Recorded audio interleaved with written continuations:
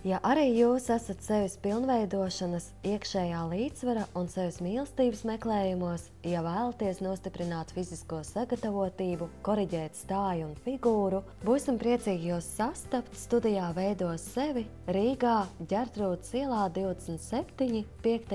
stāvā. Jā, šobrīd mēs atrodamies Rīgas centrā, studijā Veidos sevi. Tā mēs te dzīvojamies gan lieli, gan mazi.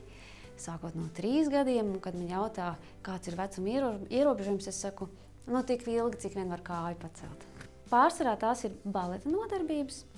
Gan grupā, gan arī, ja kāds grib, tad tās notiek individuāli. Jo, piemēram, mums ir kāda ļoti liela entuziasta meitene, kas sāk pie mums braukt no Talsiem. Atnāca sajūta, ka jānāk dejot meitai. Tā tas arī bija. Un tad, kad ir sajūta, tad jau sāk meklēt, un kad jau meklē, tad jau atrod. Un pat cik mēs esam tālu no Rīgas, tad mums iepriekšēji nekāda informācija nebija, kur Rīgā varētu iet. Un tad, protams, internetā atlasījām kādus 3 variantus. Tur piedāvājums uzreiz ir liels, un tad pēc dvēseles sajūtas trāpījām 10.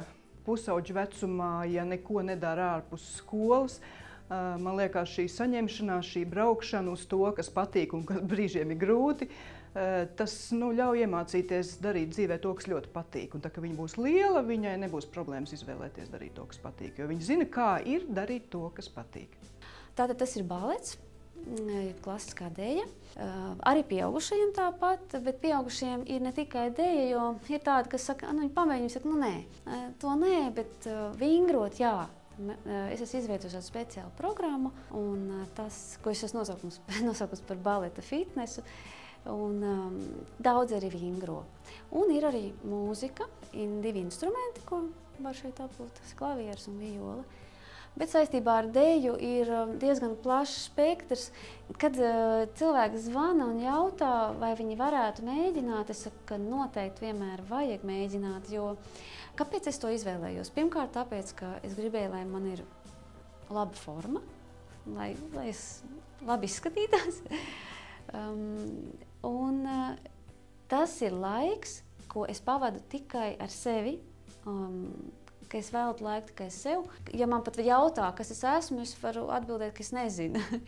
Ja, jo es esmu absolūtai procesā iekšā. Un balets tāds ir, kāda ir arī īstenībā mūzika un vispār māksla. Viņa ir diezgan, kā teica mans viens profesors, skaudīga. Viņa paņem tev visu, viņa paņem tavu laiku, viņa paņem tavas emocijas, tavu spēku.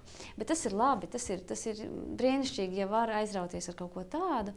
Un es tāpēc arī visiem tiem, kas vēlas veltīt laiku sev un veicināt tādu sevis izaugsmi, tiešām novēlu atrast vietu un veidu, kā pavadīt laiku, kā būt ar sevi un izvirzīt sev kaut mazākos mērķus, bet tos arī sasniegt.